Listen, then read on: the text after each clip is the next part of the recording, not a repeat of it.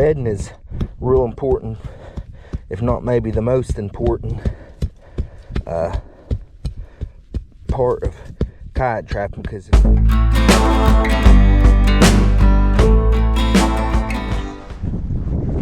alright guys, we're gonna be setting a couple of coyote traps here. As you can see, there's some scat there, trapping stuff there. Then got some more scat right here, and a little older one right there. So they've been coming in here. As you can see, it's kind of a road line here that intersects, goes straight up the hill, or it can cut off and go sideways, and there's a thicket over here to our left. So it's a good spot.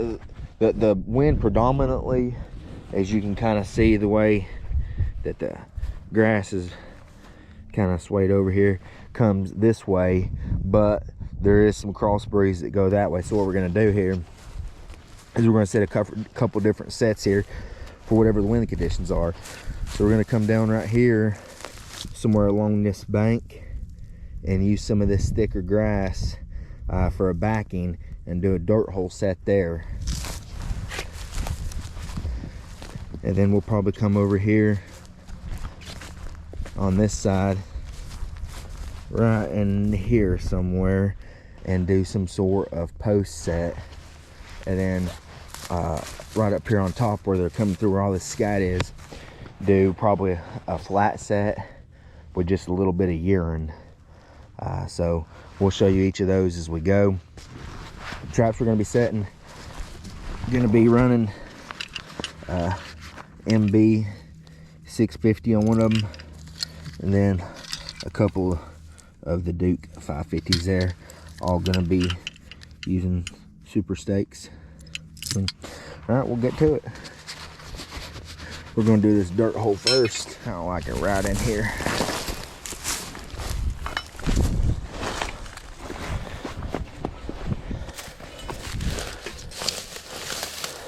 So we're going to just kind of maneuver some of this around real quick and use this. Get the camera up here. And use some of this for a backing and to kind of guide them too. So we'll come in like right here.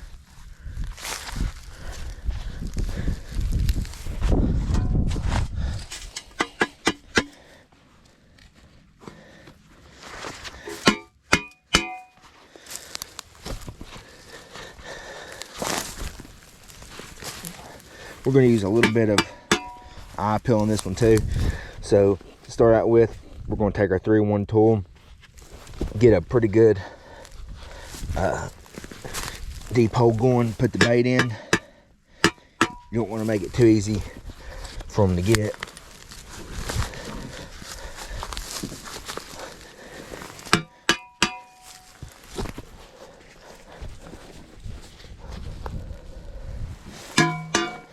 Alright, and then from there, I'm going to take the other end of the trowel.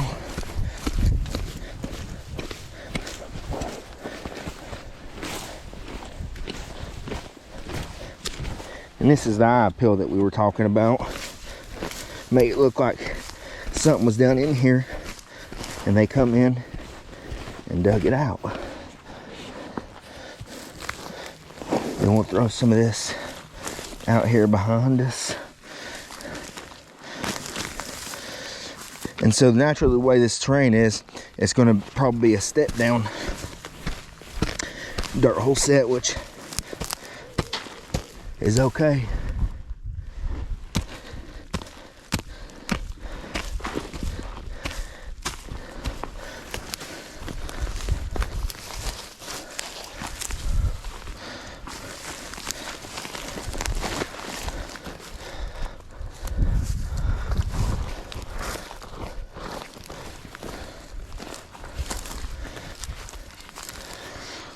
Come right up here and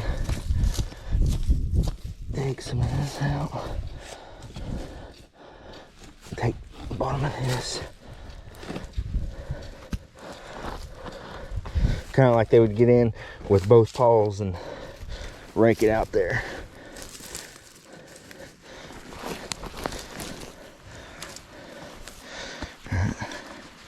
Now we're gonna bed our trap.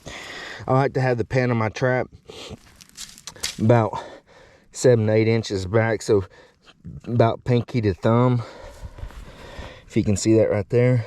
So I want my trap pan about right in here.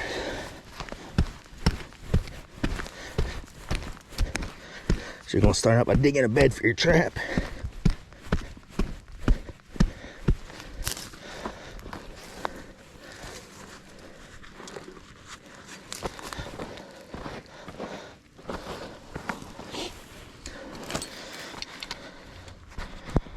Take our trap here.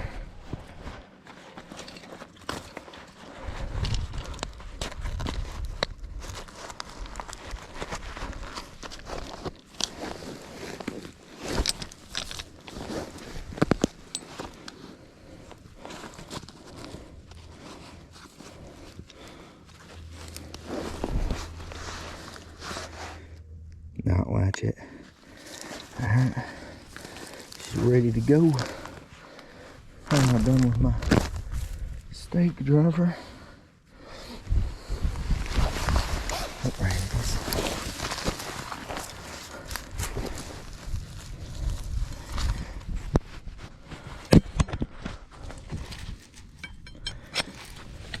Put this right in the middle of the trap.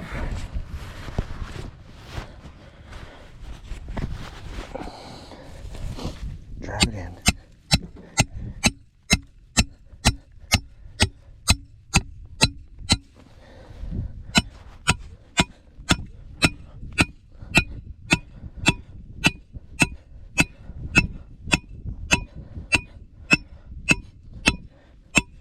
I'll drive mine in up until that first swivel there. I don't know if we can see that or not.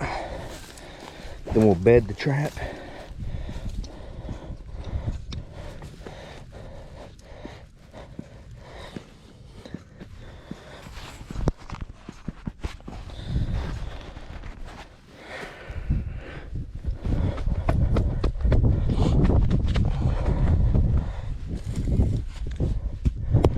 Bedding is real important, if not maybe the most important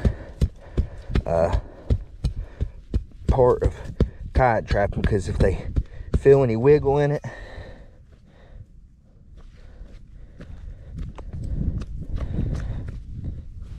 they'll spook off of it. So you want to make sure that it's good and solid. You can see here how much wiggle we got there, so we got some work to do.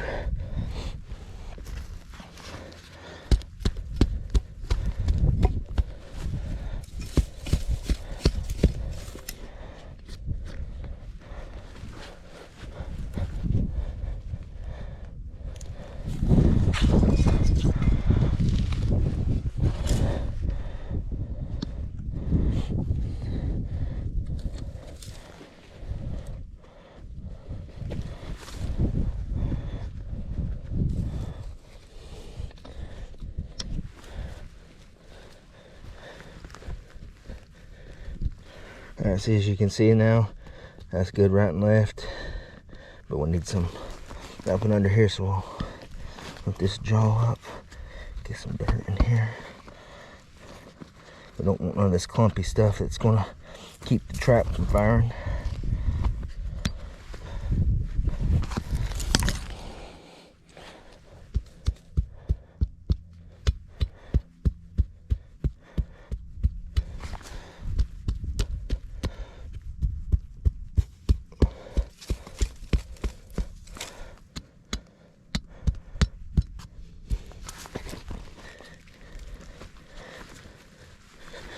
Alright, as you can see, good there, good there, there. So that's a solid trap. We're going to take some peat moss here and put that. It's not freezing during the day, but it does get down freezing at night. So we're going to take some peat moss and put that there in our and around our pan, just like that. That way, it does two things. this peat moss doesn't have any moisture in it, and so it won't freeze. If it does, they can still step on it, step it off, and then it keeps from anything big getting up and under your pan that when they step on it will prevent it from going off. So check it one more time. All right, so it's good and sturdy. All right, got our pan covered. Then we're gonna sift some of the dirt back over it.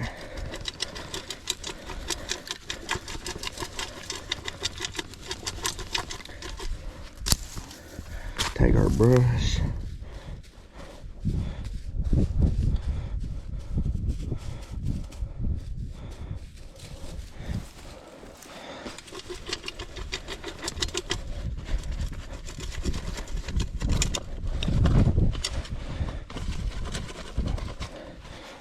Just pitch that out. There's some more eye peel. We'll take and clean this up. Then we'll take this right here, and right here is the end jaw of the trap. So I'm just going to take that and step right there as a guide to make them step over on my pan. We'll just kind of lay that right there. Box them in a little bit, but not too much, and then scruff some of this up.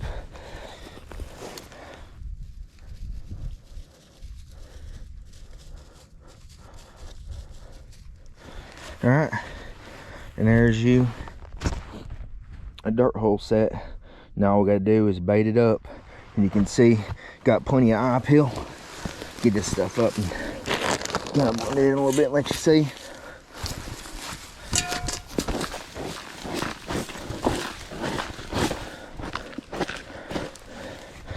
All right, see, it looks like something just dug in there looking for food. And so what they're going to do is going to go in there and check that. When he does, hopefully he's going to step on a trap. And that's going to be a yote or a fox or a bobcat, whatever comes through. But we're going to be targeting coyotes. But typically, anywhere that you're going to be trapping coyotes, when I lure and bait this, which I'll show you here in just a second, I usually will stick with fox or bobcat, because it will still draw a coyote in. But sometimes if you bait it with coyote gland and urine, it will make a bobcat or a fox a little skittish, especially a fox. Red fox or gray fox is usually what I bait most of my stuff with, if I'm in an area that potentially could yield fox, which we are. Sometimes you'll get a fox still in a coyote set that's baited with coyote urine gland lure, but I think it does make a difference. So that's just something I'll do. So we're going to grab some bait, change gloves real quick, and bait this up. Then we'll show you the next one. We use some of this. This is Jeff Dunlap's Hot Shot Gray Fox. It's pretty good stuff. We're going to use some Dunlap's Hellfire, just kind of a long distance calling lure. This time of year in February, I like using it. It's real skunky. We're going to use some Cavin's Hiawatha Valley Predator bait. So this is going to be the food-based lure that we use, then some gray fox urine, and then a long call lure, the Hellfire, that is really skunky. Matter of fact, I remember the first bottle I ever bought, UPS man was ticked because I guess it stunk the whole truck up. And then I was a teenager, so I was still at home then, and the box was sitting on the porch, and my dad was upset. Had the whole house smelling like skunk. All right.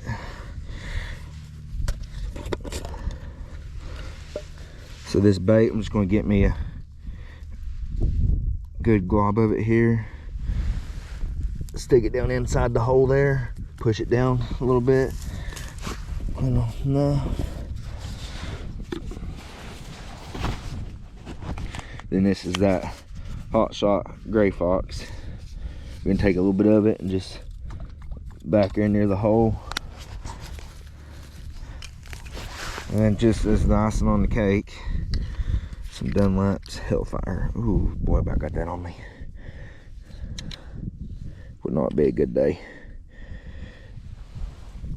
Just right in there. And Jeff Dunlap makes the Green Lightning too, that I believe is essentially the same thing as the Hellfire, except it glows in the dark. And so you'll see most of my stuff that I run on my Trapline is Dunlap stuff. Found him way back in the day, started using this stuff, always had real good success with it. And so if something works, ain't no sense in changing.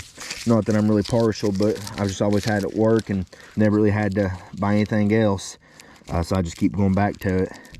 But if you guys that trap out there have a good lure or bait or urine that you use that you think that we should check out that's real good, let us know and we'll pick some up and try it out. All right, and that is Dirt Hole 101, and we'll see what this sucker has tomorrow. So you guys check back in with us.